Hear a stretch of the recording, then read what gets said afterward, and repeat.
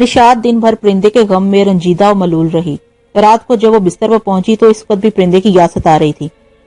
اگرچہ وہ اس کے بار بار مرنے اور زندہ ہونے سے کسی قدر خوفزدہ رہنے لگی تھی، لیکن بہرحال وہ اس کا محسن تھا اور وہ دونوں گہرے دوست بن گئے تھے۔ نشاط کافی دیر بستر پر کروٹیں بدلتی رہی۔ تقریباً 12 بجے اس کی آنکھوں میں غنودگی آ گئی۔ ابھی وہ پوری طرح نیند کی آغوش میں نہیں پہنچی تھی کہ اچانک اسے کمرے میں کسی کی موجودگی کا احساس ہوا۔ وہ ہڑبڑا کر بستر سے اٹھ بیٹھی اور آنکھیں پھاڑ پھاڑ کر چاروں طرف دیکھنے لگی، مگر کمرے میں اس کے سوا اور کوئی نہیں تھا۔ تاہم یہ احساس قوی ہوتا گیا کہ کمرے میں کوئی اور بھی موجود ہے۔ اچانک رات کے سناٹے میں ایک مردانہ آواز گونجی۔ کوئی دکھ بھرے لہجے میں پوچھ رہا تھا، میرا جسم کہاں ہے؟ کون ہو تم؟ کہاں ہو؟ نشاط دہشت سے کانپنے لگی۔ اس کی بات کا فوری جواب ملا۔ آواز اب بہت قریب سے آ رہی تھی اور ندیدہ ہستی کہہ رہی تھی، خوفزدہ مت ہو مس نشاط، میرا ارادہ آپ کو ہراساں کرنے یا نقصان پہنچانے کا نہیں ہے۔ میں نے آج تک کسی کا دل نہیں دکھایا، مجھے صرف اتنا بتا دیجئے کہ میرا جسم کہاں ہے۔ نشاط نے کپکپاتے ہوئے لہجے میں بے شمار سوالات کر ڈالے، مگر تم کون ہو؟ نظر کیوں نہیں آتے؟ اور تم کون سے جسم کی بات کر رہے ہو؟ اور تمہیں میرا نام کیسے معلوم ہوا؟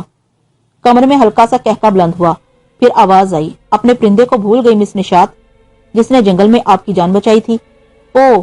نشاط گویا حیرت کے سمندر میں ڈوب گئی، لیکن پرندے کو تو بلا کھا گیا۔ بلا کھا گیا؟ آواز میں گھبراہٹ تھی۔ یہ کیا غضب ہوا؟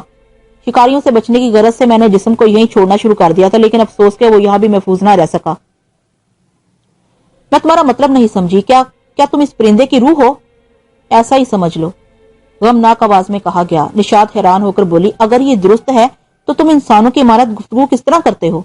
گہری سانس لینے کی آواز آئی، پھر کہا گیا، میں بھی آپ ہی کی طرح کی انسان ہوں، لیکن مقدر نے ایسی عجیب و غریب صورتحال سے دوچار کر دیا ہے کہ نصف رہ گیا ہوں، یعنی روح موجود ہے، جسم غائب۔ ان حالات میں مجھے آپ کی مدد کی ضرورت ہے۔ اگر آپ نے میرے ساتھ تعاون کیا تو اس عذابناک زندگی سے نجات حاصل کر سکتا ہوں۔ نشاط کا استجاب لمحہ بہ لمحہ بڑھتا جا رہا تھا۔ وہ پوچھنے لگی، میں تمہاری کیا مدد کر سکتی ہوں؟ اگر آپ ہمت سے کام لیں تو یہ مشکل نہیں ہوگا۔ غیر مرئی ہستی کی آواز آئی، بس آپ کو میرے ساتھ قبرستان تک چلنا ہوگا۔ نشاط خوف سے کانپ گئی، تم مجھے قبرستان کیوں لے جانا چاہتے ہو؟ گھبرائیے نہیں، نرم آواز میں کہا گیا، مجھے شروع سے تمام واقعات سنانے ہوں گے تاکہ آپ کی دہشت دور ہو سکے اور آپ میری مدد پر آمادہ ہو جائیں۔ اگر ناگوار خاطر نہ ہو تو میں اپنی داستان غم مختصر الفاظ میں گوش گزار کروں۔ مجھے یقین ہے کہ اس کے بعد دہشت زدہ ہونے کی بجائے آپ مجھ سے ہمدردی کرنے پر مجبور ہو جائیں گی۔ نشاط کی سمجھ میں نہیں آ رہا تھا کہ کیا کہے۔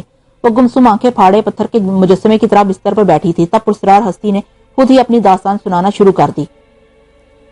میں ایک غریب لیکن باعزت خاندان کا چشم و چراغ ہوں۔ میں بہت چھوٹا تھا جب میرے والدین کا انتقال ہو گیا۔ بچپن نہایت کسپسری کے عالم میں گزرا۔ 10 برس کی عمر کو پہنچا تو ایک بوڑھے صنعتکار کے یہاں گھریلو کام کاج پر ملازم ہو گیا۔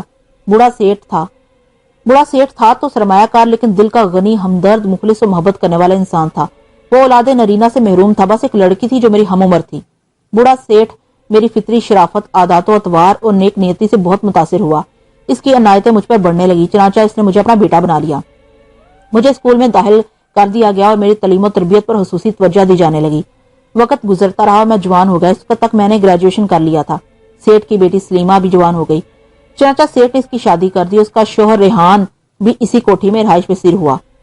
اس کے بارے میں مجھے بہت جلد اندازہ ہو گیا کہ وہ نہایت لالچی، خود غرض اور فتنہ پرور انسان ہے۔ میں نے یہ بھی محسوس کیا کہ وہ مجھے سخت ناپسند کرتا ہے اور اس کے گھر میں میری موجودگی کو اچھا نہیں سمجھا جاتا۔ کچھ عرصے کے بعد اس نے سیٹ اور سلیمہ کو میرے خلاف بھڑکانا شروع کر دیا، لیکن میری پوزیشن اس گھر میں خاصی مستحکم تھی۔ وہ اپنے مقصد میں خاطر خواہ کامیابی حاصل نہ کر سکا، تاہم جوڑ توڑ میں مصروف رہا۔ انہی دنوں سیٹ پر دل کا دورہ پڑا اور وہ بڑی مشکل سے جانور ہو سکے۔ ڈاکٹروں نے بتایا کہ یہ عارضہ کسی وقت بھی جان لیوا ثابت ہو سکتا ہے۔ سیٹ صاحب کو جب زندگی کا بھروسہ نہ رہا تو انہوں نے وصیت نامہ مرتب کرنے کا فیصلہ کیا، جس کی روح سے جائیداد کے 3 حصے کیے گئے۔ ایک حصہ سلیمہ کو دیا گیا، دوسرا مجھے اور تیسرا رفاہی اداروں کے لیے مخصوص کر دیا گیا۔ سیٹ صاحب کا یہ فیصلہ ان کے داماد کو ایک آنکھ نہ بھایا۔ اس کے ارمانوں پر اوس پڑ گئی اور وہ تلملا کر رہ گیا۔ دراصل وہ تمام جائیداد پر قبضہ جمانے کا سوچ رہا تھا، لیکن سب کچھ اس کی توقع کے برعکس ہوا۔ غرض وہ مختلف طریقوں سے سیٹ صاحب کو رام کرنے کی کوشش کرتا رہا تاکہ وہ اپنا فیصلہ بدل دیں اور تمام جائیداد سلیمہ کے حصے میں آئے، جس کے توسط سے خود مالک بن جائے۔ اس کمینہ خصلت نے یہاں تک کہ مجھ پر سلیمہ کے ساتھ دست درازی کا الزام لگایا۔ اس کمینہ خصلت نے یہاں تک کہ مجھ پر سلیما کے ساتھ دست درازی کا الزام لگایا جسے میں حقیقی بہن تصور کرتا تھا۔ اس سلسلے میں اس نے سلیما کو اعلیٰ کار بنانے کی کوشش بھی کی، لیکن سیٹھ صاحب جہاں دیدہ انسان تھے، انہیں مجھ پر مکمل اعتماد تھا۔ وہ ریحان کی عیاری کو سمجھتے تھے، چنانچہ ان کا فیصلہ اٹل ثابت ہوا اور وہ اپنی بات پر قائم رہے اور وکیل کو وصیت نامہ تیار کرنے کا حکم دے دیا۔ ریحان نے جب دیکھا کہ بازی پلٹ رہی ہے اور وہ جائیداد کے بڑے حصے سے محروم ہوا چاہتا ہے تو اس نے ایک خطرناک فیصلہ کر لیا، سیٹھ کو وصیت مرتب ہونے سے پہلے ہی ہلاک کرنے کا فیصلہ۔ میں بغور اس کا جائزہ لے رہا تھا اور جانتا تھا کہ اس سے کچھ بعید نہیں، لیکن میں اس پوزیشن میں تھا کہ اس کی مخالفت کروں۔ بہرحال میں اپنے طور پر اس کی حرکات پر کڑی نظر رکھنے لگا، لیکن اس کے باوجود وہ اپنا کام کر گیا۔ یہی نہیں بلکہ اس نے ایک تیر سے دو شکار کیے، یعنی سیٹھ کو اس انداز سے قتل کیا کہ الزام میرے سر آیا اور مجھے قتل کے الزام میں گرفتار کر لیا گیا۔ میں صورتحال سے ذرا نہ گھبرایا، مجھے اطمینان تھا کہ عدالت میں اپنی بے گناہی ثابت کر کے بری ہو جاؤں گا، مگر ریحان بلا کا شاطر تھا، یوں بھی میری رہائی خود اس کے لیے موت کا پیغام تھی۔ چنانچہ مجھے مجرم ثابت کرنے کے لیے اس نے ایڑی چوٹی کا زور لگا دیا، روپیہ پانی کی طرح بہایا اور پولیس سے ساز باز کر کے ایسے ثبوت پیش کیے جن کی روشنی میں مجرم قرار پایا اور مجھے عمر قید کی سزا ہو گئی۔ میں اس فیصلے کے خلاف اپیل بھی نہ کر سکا، کیونکہ اول تو میری پیروی کرنے والا کوئی نہ تھا اور دو مقدمے کے خراجات کے لیے میرے پاس رقم نہیں تھی۔ ریحان نے وصیت نامہ مرتب ہونے سے پہلے ہی سیٹھ کو ٹھکانے لگا دیا تھا۔ جیل کوئی اچھی جگہ نہیں ہے، میں نے بڑے ناز و نم میں پرورش پائی تھی، جیل کی سختیوں سے جلد گھبرا گیا۔ وہی ملاقات ایک پرانے قیدی سے ہوئی جو کئی بار جیل سے فرار ہو چکا تھا، چنانچہ ہم نے مل کر فرار کا منصوبہ بنایا اور ایک اندھیری رات میں جیل کی چار دیوار سے باہر نکل آئے۔ فرار کے بعد سب سے بڑا مسئلہ خود کو پوشیدہ رکھنے کا تھا۔ میرا ساتھی مجھ سے جدا ہو چکا تھا، چنانچہ پولیس کی دسترس سے محفوظ رہنے کے لیے میں چھپتا چھپاتا ملک کے اس دور دراز علاقے میں پہنچ گیا جہاں قانون کی حکمرانی برائے نام بلکہ نہ ہونے کے برابر تھی اور پولیس وغیرہ کا وہاں کوئی وجود نہیں تھا۔ میں نے ان سنگلا اور بے آب و گیا علاقے میں 3 طویل سال گزارے اور میں اکتا گیا۔ میں روشنیوں کے شہر کا باسی تھا، اس ویرانے میں کہاں جی لگتا۔ وہ علاقہ میرے لیے جیل خانے سے کم نہیں تھا۔ مجھے پر ہجوم بارونق روشنی میں نہائے ہوئے شہر کی یاست آنے لگی۔ برکیف میں اتنا عاقبت اندیش بھی نہیں تھا کہ اپنے شہر جانے کا خطرہ مول لیتا، چنانچہ اس مقام سے قریب ترین سرحدی شہر کا رخ کیا۔ گو وہاں قانون اور اس پر عمل کرانے کے ذمہ دار ادارے موجود تھے، لیکن پہچان لیے جانے کا امکان بہت کم تھا، اور وہ اس لیے کہ اس دوران میری شخصیت میں خاصی تبدیلی واقع ہو گئی تھی۔ پہلے میں کلین شیف تھا، اب چہرے پر گھنی اور سیاہ داڑھی تھی۔ اس کے علاوہ سختیاں جھیلنے کے سبب جسمانی ساخت میں بھی نمایاں فرق پیدا ہو گیا تھا۔ یوں بھی وہ علاقہ میرے شہر سے 1200 میل دور تھا۔ نئے شہر میں زیادہ دن اجنبیت کا احساس نہیں ہوا۔ میں خوش شکل، خوش اخلاق اور خوش بیان تھا، جلدی وہاں کے لوگوں میں ضم ہو گیا۔ اس کی ایک بڑی وجہ یہ بھی تھی کہ 3 سال میں اس علاقے کی زبان بخوبی سیکھ گیا تھا اور روانی سے بول اور سمجھ سکتا تھا۔ بس کچھ عرصے کے بعد ایک دوست کے توسط سے ایک بڑے کتب خانے میں بحیثیت لائبریرین ملازمت مل گئی اور میں اطمینان سے زندگی گزارنے لگا۔ ایک دن کتب خانے میں پرانے اخبارات کو ترتیب سے رکھ رہا تھا کہ یوں میں چونک پڑا گویا بچھو نے ڈنک مار دیا ہو۔ میں وقتی طور پر بڑی گھبراہٹ محسوس کرنے لگا اور بڑی مشکل سے خود پر قابو پایا۔ میرے خوف کا باعث وہ ایک 3 سالہ پرانا اخبار تھا جس میں میری تصویر چھپی تھی۔ وہ اشتہار پولیس کی جانب سے تھا۔ مجھے جیل سے بھاگا ہوا خطرناک مجرم قرار دیا گیا تھا اور میری گرفتاری پر 5000 روپے نقد انعام مقرر کیا گیا تھا۔ اخبار دیکھ کر میرے ہوش اڑ گئے۔ مجھے عدم تحفظ اور شدید خطرے کا احساس ہوا۔ عام آدمی تو خیر مجھے نہیں پہچان سکتا تھا، لیکن کسی پولیس والے کی نظریں تاڑ سکتی تھیں۔ لائبریری بہت وسیع تھی، وہاں دنیا کی ہر زبان، ہر موضوع پر کتابیں موجود تھیں، جن میں کالے علم سے متعلق ایسے مہیر العقول طریقے درج تھے کہ میں حیران رہ گیا۔ میں نے نہایت شد و مت سے ان کتابوں کا مطالعہ شروع کر دیا۔ مجھے کسی ایسے عمل کی تلاش تھی جس کی بدولت وقت ضرورت خود کو پولیس کی نظروں سے دور رکھ سکوں۔ آخر مطلوبہ کتاب میرے ہاتھ لگ گئی، جو ایک ایسے علم سے متعلق تھی جس کے مندرجات پر عمل کر کے انسان جب چاہے اپنے جسم کو چھوڑ کر کسی دوسرے وجود انسانی میں حلول کر سکتا تھا۔ میں نے نہایت جوش و خروش کے ساتھ کتاب کا مطالعہ شروع کر دیا، لیکن کتاب پڑھ کر مجھے کچھ مایوسی ہوئی، کیونکہ طریقہ کار اتنا کٹھن پیچیدہ اور وقت طلب تھا کہ اس پر عمل کرنا ناممکن معلوم ہوتا تھا۔ تاہم میں یہ بھی جانتا تھا کہ کوشش اور مسلسل جدوجہد بلاخر کامیابی سے ہمکنار کر دیتی ہے۔ چنانچہ میں نے بھی لگن اور قوی ارادے کے ساتھ کوشش شروع کر دی۔ اسی سلسلے میں مجھے سخت ریاضت کرنا پڑی۔ راتیں مرگھٹ اور قبرستانوں میں بسر ہونے لگی، حتیٰ کہ کتاب کی ہدایت کے مطابق مجھے جانوروں کا خون تک پینا پڑا اور بسا اوقات ایسے شرمناک مرحلوں سے گزرنا پڑا جن کا بیان خلاف تہذیب ہے۔ غرض کہ میں 9 مہینے تک مختلف جاپ اور عمل کرتا رہا۔ آخرکار میری کوششیں رنگ لائیں اور 9 مہینے کی کٹھن تپسیا کے بعد میں کامیابی کے قریب پہنچ گیا، مگر مکمل کامیابی نصیب نہیں ہوئی۔ ہر مرتبہ کوئی نہ کوئی غلطی ہو جاتی اور میں پھر سے جاپ شروع کر دیتا۔ انہی دنوں مجھے معلوم ہوا کہ شہر کے مشرقی سرے پر ایک پرانا مندر ہے جس کے کھنڈر میں ایک عمر رسیدہ پجاری رہتا ہے جو کالے علم میں ماہر ہے۔ میں فوراً اس کے پاس پہنچا اور حرف مدح بیان کیا۔ پجاری نے غور سے میری بات سنی، اس کے بعد چند شرائط پیش کی، پھر میرا امتحان لیا.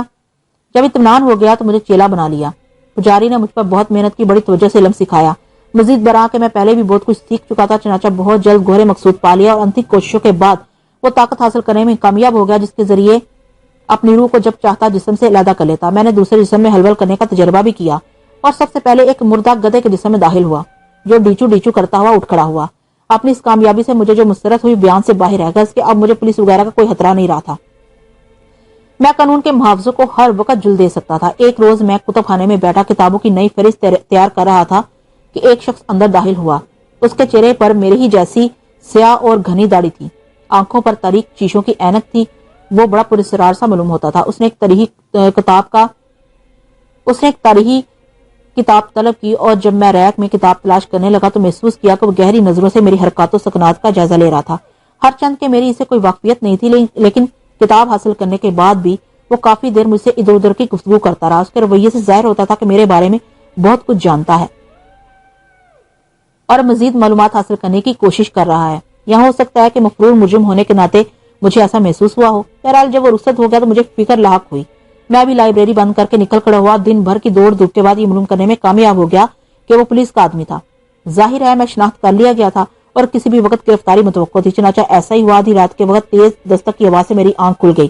میں نے فوراً اپنے جسم کو چھوڑ دیا اور روشن دان سے جھانک کر دیکھا. دروازے پر پولیس کے ایک درجن آدمی موجود تھے. پہلے تو میں خوفزدہ ہوا, پھر میرے ہونٹوں پر مسکراہٹ پھیل گئی. میں جانتا تھا کہ کچھ دیر کے بعد پولیس اندر داخل ہوگی تو مجھے مردہ پا کر سخت مایوسی کا سامنا کرنا ہوگا اور واپس چلی جائے گی. پولیس نے پھر دستک دی. میں فوراً اپنے جسم میں داخل ہو گیا. خواب آور گولیوں کی خالی شیشی سرانے رکھ کر پھر جسم سے باہر آ گیا. مقصد پولیس کو یہ باور کرانا تھا کہ میں نے خواب آور گولیاں کھا کر خودکشی کر لی ہے. ادھر دستک کا جواب نہ پا کر پولیس نے دروازہ توڑ دیا. جو مجھے مردہ حالت میں دیکھا تو سخت مایوس ہوئے, لیکن غضب یہ ہوا کہ وہ ظالم میرا روح سے حالی جسم اپنے ساتھ لے گئے اور قانون کی ضروریات کو پورا کرنے کے لیے جسم کو میرے شہر روانہ کر دیا گیا. میں بے بس تھا, کچھ کر نہ سکا. اپنی مادی حیثیت کھو چکا تھا. اب میں روح کی حیثیت میں لطیف ہوا کی مانت تھا. جسم کے بغیر مجھے بڑی الجھن محسوس ہوئی. کافی روز یہ عالم رہا کہ کبھی زمین پر آتا, کبھی فضا میں پرواز کرنے لگتا. آخر تیسرا روز اکتا کر میں جنگل کی طرف نکل گیا. وہاں دریا کے کنارے ایک پرندہ پڑا ہوا نظر آیا. میں نے نیچے اتر کر دیکھا, وہ مردہ تھا. اسے مرے ہوئے زیادہ دیر نہیں گزری تھی. میں نے موقع غنیمت جانا, فوراً اس کے جسم میں داخل ہو گیا. پرندہ زندہ ہو گیا. کئی روز میں دریا کے کنارے مچھلیاں پکڑ کر کھاتا رہا. پھر خیال آیا کہ مجھے اپنے شہر جا کر جسم کی خبر لینی چاہیے کہ پولیس نے اس کے ساتھ کیا سلوک کیا ہے. یہ سوچ کر میں اسی وقت پرواز کر گیا. 1200 میل کا سفر میں نے 10 دن میں طے کیا. ابھی شہر سے 20-25 میل دور تھا کہ ایک بدماش کو آپ پر مجرمانہ حملہ کرتے دیکھا. مجھے سخت تیش آیا. میں فوراً نیچے آ گیا. اس شخص پر ٹوٹ پڑا, یہاں تک اسے بھاگنے پر مجبور کر دیا. نشاط بڑی توجہ سے نظر نہ آنے والی ہستی کی زبانی یہ داستان سن رہی تھی. آواز بند ہوئی تو وہ چونکیوں سے یوں لگا گویا خواب سے ہی چونکی ہو اور ایک ایک منظر اسی کے نظروں کے سامنے سے گزرا ہو. اس کا چنانچہ دھیمے لہجے میں مخفی ہستی سے پوچھا, کیا تم کمرے میں موجود ہو؟ جواب ملا, ہاں میں موجود ہوں. تم نے اپنا نام نہیں بتایا؟ ناصر. مجھے کس قسم کی مدد کے طلبگار ہو؟ مجھے اپنے جسم کی تلاش ہے. نادیدہ ہستی کہنے لگی. یہاں آ کر میں ایسی تگ و دو میں مصروف ہو گیا. چنانچہ اکثر پرندے کے جسم سے نکل کر اپنے جسم کی تلاش میں باہر نکل جاتا اور واپس آ کر پھر پرندے کے کالم میں ہلول کر جاتا. شاید آپ لوگ کو بھی اس بات کا پتہ چل گیا اور مجھ سے حائف رہنے لگے. میں کئی روز سے پولیس کے ریکارڈ روم میں اپنے فائل کی تلاش میں سرگرداں تھا. اتفاق سے آج فائل مل گیا اور ریکارڈ سے پتہ چلا کہ میرا جسم مردہ قرار دے کر فلاں قبرستان میں دفن کیا جا چکا ہے. نشاط نے سوچ کر کہا, ہو سکتا ہے تمہارا جسم قبر کے اندر گل سڑ کر ختم ہو چکا ہو اور اب وہاں ہڈیوں کے پنجر کے سوا اور کچھ نہ ملے. فی الحال یہ ممکن نہیں ہے. ناصر کی آواز آئی. پہلی بات تو یہ ہے کہ اسے دفن ہوئے زیادہ عرصہ نہیں گزرا. اس کے علاوہ چونکہ میری موت جو ہے وہ طبعی واقعہ نہیں ہوئی, اس لیے جسم کے جلد خراب ہونے کا امکان نہیں ہے. میں تمہاری مشکور ہوں کہ تم نے مجھے اس بدماش کے چنگل سے نجات دلائی. اب مجھ پر لازم ہو گیا ہے کہ میں حتی المقدور تمہاری مدد کروں. اس لیے مجھے بتاؤ کہ میں تمہارے لیے کیا کر سکتی ہوں. نشاط نے دریافت کیا. آپ کو میرے ساتھ اس قبرستان تک چلنا ہوگا جہاں میرا جسم دفن ہے. کب؟ آدھی رات کے وقت. اوہ, نشاط خوفزدہ سی ہوگی. تم مجھے قبرستان کیوں لے جانا چاہتے ہو؟ اس لیے کہ جسم کی تلاش میں آپ میری مدد کریں. ناصر کی روح نے جواب دیا. اور یہ کوئی مشکل کام نہیں ہے. اگر آپ خوف و دہشت کو دل سے نکال دیں تو میری مشکل حل ہو سکتی ہے. آپ کو صرف اتنا کرنا ہوگا کہ میری قبر اوپر سے کھول دیں تاکہ میں اپنے جسم میں داخل ہو جاؤں اور اس اذیت ناک زندگی سے نجات پاؤں, ورنہ میری روح قیامت تک بھٹکتی رہے گی. تم خود یہ کام کیوں نہیں کر لیتے؟ نشاط نے پوچھا. اس لیے کہ میں مادی حیثیت کھو چکا ہوں. محض ایک روح ہوں اور روح ہوا کی مانند ہوتی ہے. وہ عملی طور پر کچھ نہیں کر سکتی. روح اور جسم کا ملاپ ہی زندگی کو متحرک اور روادواں رکھ سکتا ہے, ورنہ دونوں میں سے کوئی ایک شے مجبور و بے بس و بے حقیقت ہے. میں پوری طرح سمجھ گئی ہوں، نشاط نے کہا، مگر قبرستان میں بہت سی قبریں ہوں گی، اور یہ کیسے معلوم ہوگا کہ ان میں سے تمہاری قبر کون سی ہے؟ میں اپنی قبر شناخت کر چکا ہوں، ناصر کی روح نے وضاحت کی۔ دراصل پولیس ریکارڈ میں قبرستان کا بلو پرنٹ موجود ہے جس میں قبر کی واضح نشاندہی کی گئی ہے، لیکن یہ بڑا دہشت ناک کام ہے، نشاط نے جھجری لے کر کہا۔ مجھے قبرستان کے نام سے خوف آتا ہے، کجا آدھی رات کے وقت وہاں جا کر قبر کھودنا، میرا تو خوف سے دم ہی نکل جائے گا۔ آپ قطع نہ گھبرائیں، ناصر کی روح نے ہمت بندھائی، میں بھی آپ کے ساتھ رہوں گا، پھر قبرستان سے خوف کھانا بے معنی سی بات ہے۔ اچھی بات ہے، نشاط نے فیصلہ کن لہجے میں کہا، میں ضرور تمہاری مدد کروں گی، خواہ مجھے کتنے ہی خطرناک حالات سے دوچار ہونا پڑے۔ تم میرے محسن ہو اور تمہاری مدد مجھ پر فرض ہے۔ مجھے بتاؤ قبرستان کب جانا ہوگا؟ کل نصف شب کے قریب، ناصر کی آواز آئی۔ ٹھیک ہے، میں تیار رہوں گی، مجھے تمہاری مدد کر کے خوشی ہوگی۔ رات کے 2 بج رہے تھے، تاریکی دبیز تھی اور قبرستان کا سناٹا دل کی گہرائیوں میں اترتا ہوا محسوس ہو رہا تھا۔ اس پرہیبت ماحول میں نازک اندام نشاط سہمی خوفزدہ سی شکستہ قبروں کے درمیان سے گزرتی چلی جا رہی تھی۔ اس کے ہاتھ میں بیلچہ تھا، وہ کسی سے سرگوشیاں کر رہی تھی جو نظر نہیں آ رہا تھا۔ وہ نادیدہ ہستی ناصر کی روح کے سوا کوئی اور نہیں تھی۔ قبرستان کے آخری سرے پر پہنچ کر دونوں رک گئے۔ سامنے ایک تازہ قبر دکھائی دے رہی تھی۔ ناصر کی روح نے سرگوشی میں کہا، مسٹر نشاط، یہی ہے میری قبر، پلیز آپ بیلچے سے تربت کی مٹی ہٹا دیجیے۔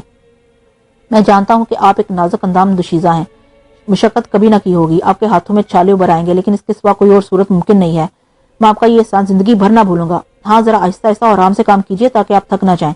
اور آواز نشاط نے کانپتے ہاتھوں سے بیلچہ اٹھایا اور قبر کی طرف بڑھی، ٹھٹک کر رک گئی۔ خوف اس پر غالب آ گیا تھا، وہ بڑی گھبراہٹ محسوس کر رہی تھی۔ ناصر نے اس کا حوصلہ بڑھایا، کہنے لگا، آپ کسی قسم کا خوف دل میں نہ لائیں، یہاں آپ کو کوئی نقصان نہیں پہنچ سکتا۔ آپ دیکھ رہی ہیں میں زندہ ہونے کے باوجود اپنی مدد کرنے سے قاصر ہوں، اور جو حقیقتاً مر گیا ہو وہ کسی کا کیا بگاڑ سکتا ہے؟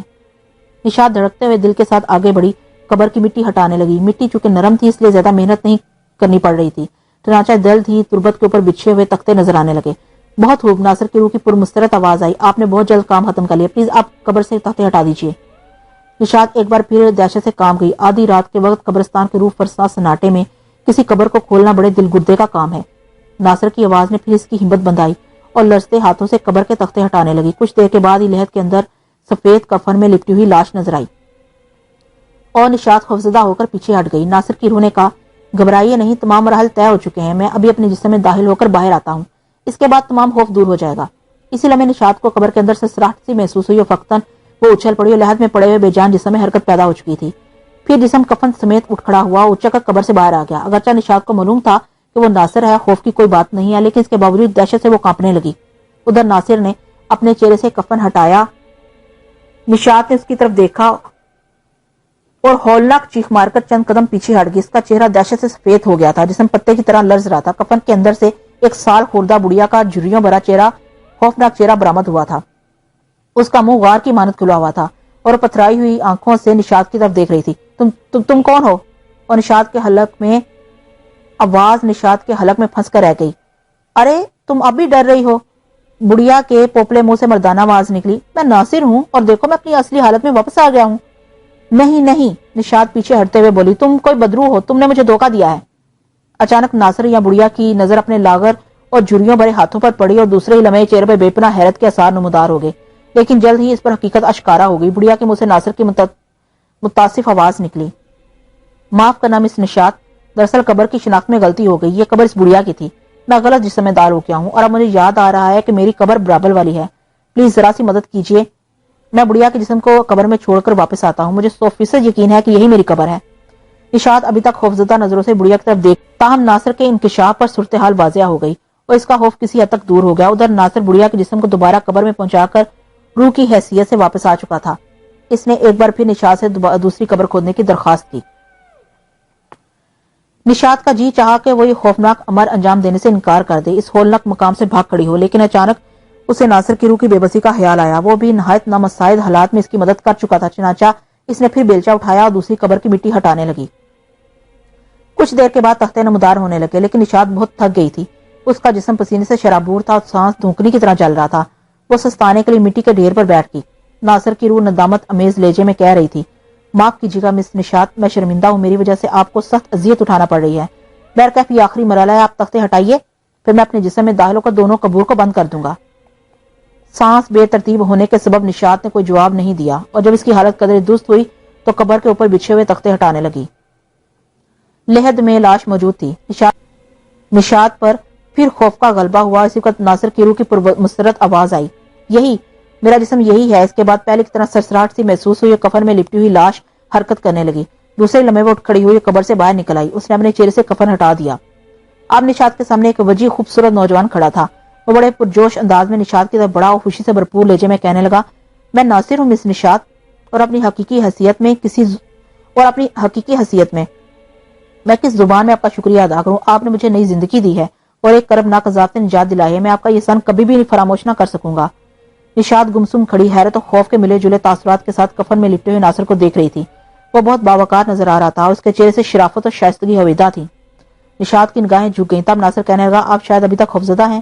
نہیں تو دراصل شروع سے اب تک کے واقعات اتنے تغیر حیز ہیں کہ میں سوچ رہی ہوں عالم خواب میں تو نہیں ہوں۔ یہ حقیقت ہے مس نشاط، 100% حقیقت۔ ویسے کیا اب بھی میں خوفناک معلوم ہو رہا ہوں؟ نہیں، نشاط نے مسکرا کر جواب دیا، آئیے اس خوفناک ماحول سے نکل چلیں۔ کہاں؟ ناصر نے پوچھا۔ میرے گھر۔ ہو سکتا ہے آپ کے پاپا مجھے دیکھ کر کریں۔ نہیں، وہ بڑے اچھے باپ ہیں، آپ سے مل کر بہت خوش ہوں گے۔ بیرسٹر صاحب نے حیرت اور پسندیدگی کی نظروں سے اس دیدہ زیب نوجوان کی طرف دیکھا جو انہی کا سوٹ زیبتن کیے ہوئے تھا۔ انہوں نے نشاط سے پوچھا، بیٹی یہ کون صاحب ہیں؟ نشاط کو شرارت سوجی، بولی، پرندہ۔ پرندہ؟ میں تمہارا مطلب نہیں سمجھا۔ نشاط نے ہنستے ہوئے کہا، میں ٹھیک کہہ رہی ہوں پاپا، یہ وہی پرندہ ہے جس نے جنگل میں میری مدد کی تھی اور بار بار مر کر زندہ ہوتا رہا تھا۔ بیرسٹر صاحب یوں نشاط کی طرف دیکھنے لگے گویا اس کی سید دماغی پر شبہ ہو۔ پھر انہوں نے سرسرانہ نظروں سے نوجوان کی طرف دیکھا اور پوچھا، کیا معاملہ ہے مسٹر ناصر؟ مجھے ناصر کہتے ہیں، اور مس نشاط بالکل ٹھیک کہہ رہی ہیں۔ بیرسٹر صاحب کی حیرت بڑھ گئی، بولے، شاید تم دونوں پاگل ہو گئے یا میرے دماغ میں فطور واقع ہو گیا ہے، اور تم لوگ کہنا کیا چاہتے ہو؟ پاپا یہ مسٹر ناصر ہے، نشاط نے جواب دیا۔ گزشتہ چند برسوں میں ان کے ساتھ عجیب و غریب واقعات پیش آئے، حالات کے تحت یہ پرندہ بن گئے تھے اور اب اپنی اصلی حیثیت میں واپس آ گئے ہیں۔ بیرسٹر صاحب اب بھی کچھ نہیں سمجھے۔ تب ناصر نے شروع سے آخر تک پوری داستان بیان کر دی اور بیرسٹر صاحب حیرت کا مجسمہ بنے توجہ سے تمام واقعات سنتے رہے۔ ان کے چہرے پر حیرت و استعجاب کا تاثر ابھی بھی موجود تھا۔ بہرنو اب کسی حد تک یقین آ گیا تھا۔ کہنے لگے، برخوردار، تم نے بڑی عجیب کہانی سنائی ہے جسے عقل تسلیم نہیں کرتی، جس پر یقین کرنے کو جی نہیں چاہتا۔ بہرکاف تمہارا کیا ارادہ ہے؟ ناصر نے ممنونیت سے کہا، اس عذاب سے چھٹکارا پانے کی اتنی خوشی ہے کہ اب تک اس بارے میں کچھ سوچا ہی نہیں۔ میں ایک بار پھر مس نشاط کا شکریہ ادا کرتا ہوں، اگر ان کی مدد شامل حال نہ ہوتی تو میں اس حیثیت میں کھڑا نہ ہوتا۔ خیر بیرسٹر صاحب صوفے کی پشتگاہ سے ٹک گئے۔ میں تمہاری داستان سن کر بہت متاثر ہوا ہوں۔ اگر اس دنیا میں تمہارا کوئی نہیں ہے تو اس گھر کو اپنا گھر سمجھو۔ میں سمجھوں گا کہ مجھے ایک پلا پلایا بیٹا مل گیا۔ تم پڑھے لکھے اور شیف النفس معلوم ہوتے ہو سکتا ہے میں تمہارا مستقبل سنوارنے میں کچھ مدد کر سکوں۔ پاپا ٹھیک کہہ رہے ہیں، نشاط نے جلدی سے کہا، اگر آپ اس گھر کا فرد بننا پسند کریں تو یہ ہمارے لیے خوشی کی بات ہوگی۔ ناصر نے پرتشکر نظروں سے باری باری دونوں طرف دیکھا اور آمادگی کا اظہار کرتے ہوئے کہنے لگا، یہ میری خوش نصیبی ہوگی، آپ لوگ کتنے پرخلوص اور اعلی ظرف انسان ہیں۔ ناصر ایک مخلص اور سلیمت طبع نوجوان تھا۔ اپنی بلند اخلاقی سے بہت جلد بیرسٹر صاحب کو اپنا گرویدہ بنا لیا اور گھر کے ایک فرد کی حیثیت حاصل کر لی۔ بیرسٹر صاحب جاندیدہ اور تجربہ کار انسان تھے، ناصر کو پسند کرتے تھے اور وہ بھی ان کے معیار پر پورا اترتا تھا۔ چنانچہ اب وہ ایک دوسرے پہلو پر غور کر رہے تھے، یعنی ناصر اور نشاط کی شادی، لیکن اس میں ایک امر مانے تھا اور اس کا حل سوچنے میں مصروف تھے۔ ادھر ناصر اور نشاط صرف 2 ہفتوں میں یوں گھل مل گئے گویا برسوں کی شناسائی ہو۔ دونوں خوبصورت تھے اور ایک دوسرے کو پسند کرتے تھے۔ رفتہ رفتہ پسندیدگی نے محبت کا روپ دھار لیا۔ پہلے نگاہوں نے جذبات کی ترجمانی کی، پھر دبے دبے لفظوں میں ایک دوسرے کی جانب اظہار محبت ہوا۔ اس کے بعد شدت سے ایک دوسرے کو چاہنے لگے، عہد و پیما ہوئے، خوش آئند مستقبل کے پروگرام بننے لگے اور کیفیت یہ ہو گئی کہ گویا ایک دوسرے کے بغیر زندہ نہ رہ سکیں گے۔ اگرچہ ناصر کو اس گھر میں ہر طرح کا اطمینان تھا، لیکن ذہنی طور پر پریشان اور خوفزدہ رہتا تھا۔ اس کی وجہ صرف ایک ہی تھی کہ وہ جیل سے بھاگا ہوا مفرور مجرم تھا، پولیس کسی بھی وقت دروازے پر دستک دے سکتی تھی۔ اس اندیشے کے تحت وہ بہت کم گھر سے باہر نکلتا تھا۔ نشاط اصرار بھی کرتی تو تمام احتیاطی تدابیر اختیار کر کے باہر جاتا۔ آخر ایک دن نشاط نے پوچھ ہی لیا، ڈیئر تم اتنے اداس اور پسماندہ کیوں رہتے ہو؟ کوئی خاص بات نہیں، ناصر نے ہنس کر ٹال دیا۔ دراصل یہ فاصلے اب ناقابل برداشت ہوتے جا رہے ہیں۔ میں چاہتا ہوں کہ ہم جلد ہمیشہ کے لیے ایک دوسرے کے بن جائیں، کوئی حجاب نہ رہے، کوئی بھی معترض نہ ہو۔ نشاط کا چہرہ شرم سے گلنار ہو گیا۔ اس نے نظریں جھکا کر، سلسلے میں تم پاپا سے بات کرو، کسی مناسب موقع کی تلاش میں ہوں، ناصر نے جواب دیا، لیکن ڈرتا ہوں کہ وہ ایک سزا یافتہ مجرم سے اپنی بیٹی کی شادی کرنا پسند کریں گے۔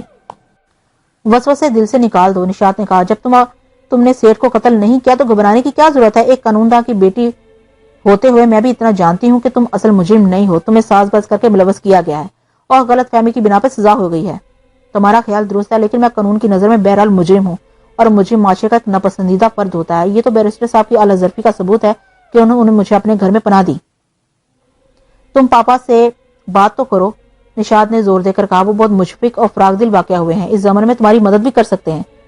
ٹھیک ہے، ناصر نے پر امید لہجے میں کہا، میں آج ہی بیرسٹر صاحب سے بات کرتا ہوں۔ بیرسٹر صاحب دوسری جانب تمام گفتگو سن چکے تھے۔ وہ اپنے کمرے میں پہنچ کر بے چینی سے ٹہلنے لگے۔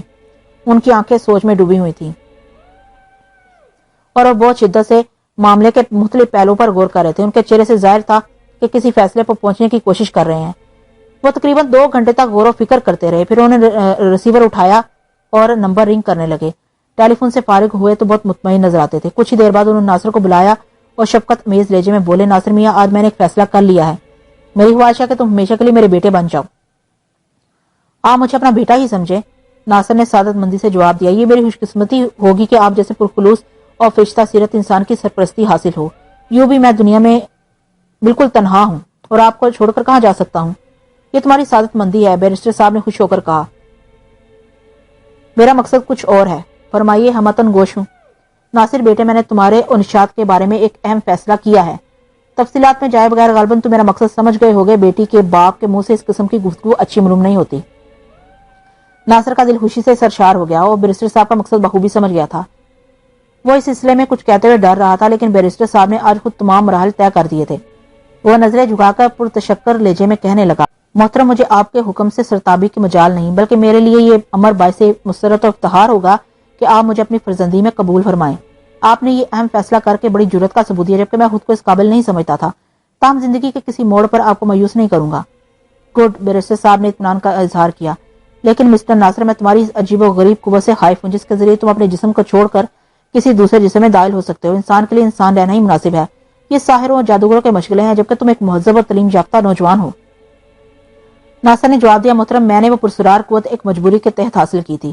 اس کی بدولت مجھے شدید نوعیت کے حالات سے گزرنا پڑا۔ نہ مردوں میں رہا نہ زندوں میں، لیکن اب صورتحال بدل چکی ہے، وہ قوت زائل ہو چکی ہے، کیونکہ اس کی بنیادی شرط یہ ہے کہ میں اپنے مذہب سے دور رہوں اور کبھی خدا اور رسول کا نام نہ لوں۔ لیکن آپ دیکھ رہے ہیں میں اب باقاعدگی سے نماز پڑھتا ہوں۔ ظاہر ہے اب وہ قوت مجھ سے چھن چکی ہے۔ نشاد دروازے کے قریب کھڑی ہوئی تمام گفتگو سن رہی تھی، اس کے دل میں لڈو پھوٹ رہے تھے، وہ خود ہی شرمائی جا رہی تھی۔ ادھر بیرسٹر صاحب گہری سوچ میں ڈوب گئے تھے، ان پر گہری سنجیدگی طاری ہو گئی تھی۔ ناصر اب اٹھنے کی فکر میں تھا اور جلد از جلد نشاد کو یہ مسرت انگیز خبر سنانا چاہتا تھا۔ وہ اٹھتے ہوئے بولا، مجھے اجازت ہے؟ ہاں ہاں، بیرسٹر صاحب چونکے، ذرا بیٹھو، ایک اہم نوعیت کی بات کہنا ابھی باقی ہے۔ مسٹر ناصر، تم جانتے ہو کہ میں ایک باعزت شخص ہوں، معاشرے میں اعلیٰ مقام حاصل ہے۔ مجھ جیسا شخص ہرگز یہ نہیں چاہے گا کہ اس کا دماد سزا یافتہ اور جیل سے بھاگا ہوا مجرم ہو۔ جی، ناصر اچھل پڑا، گھبرا کر بیرسٹر صاحب کی طرف دیکھنے لگا، جن کے خیالات لمحہ بھر میں تبدیل ہو گئے تھے۔ اس کے چہرے پر حیرت اور خوف کے آثار شدت سے نمودار ہونے لگے۔ بیرسٹر صاحب نے اس کی کیفیت کو نظر انداز کرتے ہوئے اپنی بات جاری رکھی، میں ایک بیٹی کا باپ ہونے کے علاوہ ایک قانون داں بھی ہوں، اور یہ جانتا ہوں کہ ایک مفروض مجرم کو چھپائے رکھنا، اسے گھر میں پناہ دینا، اعانت کرنا جرم کے مترادف ہے۔ ایک وکیل ہونے کی حیثیت سے میں کسی حد تک انتظامی امور میں دخیل ہوں۔ مجھ پر یہ فرض عائد ہوتا ہے کہ قانون کے احترام اور اس کی بالادستی قائم رکھنے کے لیے حکومت سے تعاون کروں۔ آپ مجھے پولیس کے حوالے کرنا چاہتے ہیں؟ ناصر نے چونک کر کہا۔ بیرسٹر صاحب کے بدلے ہوئے انداز نے اسے بوکھلا دیا تھا۔ اطمینان سے میری بات سنو، بیرسٹر صاحب نرم لہجے میں کہنے لگے، میں جانتا ہوں تم مجرم نہیں ہو، مجھے اپنے بارے میں کچھ زیادہ خوش فہمی نہیں ہے، لیکن میں مردم شناس ہوں، انسان کو کھلی کتاب کی طرح پڑھ لیتا ہوں۔ مجھے جس طرح اپنے وجود کا یقین ہے، اسی طرح اس بات کا بھی کامل یقین ہے کہ تم انسان ایک چپائے کو بھی ہلاک نہیں کر سکتے۔ تمہاری بیان کردہ داستان سے قطع نظر میں یہ بات دعوے کے ساتھ کہہ سکتا ہوں کہ تم قاتل نہیں ہو، بلکہ ایک فرض شناس اور امن پسند شہری ہو، مگر ان تمام تعویلات کے باوجود تم قانون کی نظر میں مجرم ہو۔ پولیس کو تمہاری تلاش ہے، آج نہیں تو کل گرفتار کر لیے جاؤ گے۔ چنانچہ میں نے پولیس اسٹیشن فون کر دیا ہے، پولیس تمہاری گرفتاری کے لیے پہنچنے والی ہوگی۔ آپ کیا فرما رہے ہیں؟ ناصر گھبرا کر اٹھ کھڑا ہوا۔ اسی وقت نشاد بھی دوڑتی ہوئی کمرے میں داخل ہوئی اور باپ سے لپٹ کر ہذیانی انداز میں چیخنے لگی، آپ ایسا نہیں کر سکتے پاپا، آپ ایسا ہرگز نہیں کر سکتے۔